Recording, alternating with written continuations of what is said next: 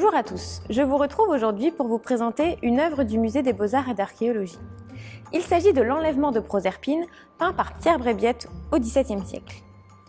Comme son titre l'indique, ce tableau nous présente un passage de la mythologie romaine. Proserpine, fille de Cérès, la déesse des moissons, se fait kidnapper par Pluton, le dieu des enfers, qui souhaite en faire sa femme. La blancheur de la peau de Proserpine entre ici en parfait contraste avec les couleurs chaudes utilisées pour représenter Pluton.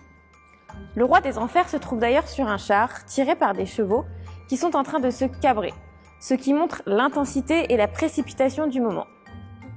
On retrouve ici Cyanée, une nymphe, qui tente de retenir les chevaux en les tirant par les rênes. En vain. En effet, Pluton réussit à emporter avec lui Proserpine dans les enfers. Cérès, sa mère, est alors très inquiète et elle décide de tout arrêter de faire pousser.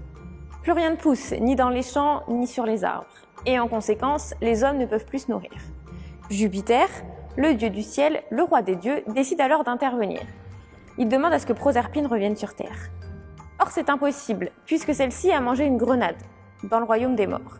Et il est dit que lorsque l'on mange quelque chose qui pousse dans les enfers, il est alors impossible de revenir sur Terre.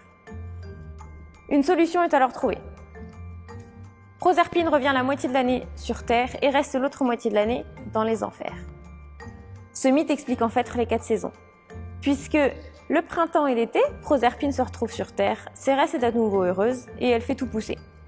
Alors que l'automne et l'hiver, plus rien ne pousse puisque Proserpine est retournée auprès de son mari et roi, Pluton, dans les enfers, laissant sa mère seule. J'espère que cette vidéo vous a plu. N'hésitez pas à consulter le site internet des musées pour avoir de plus en plus de contenu. À très bientôt!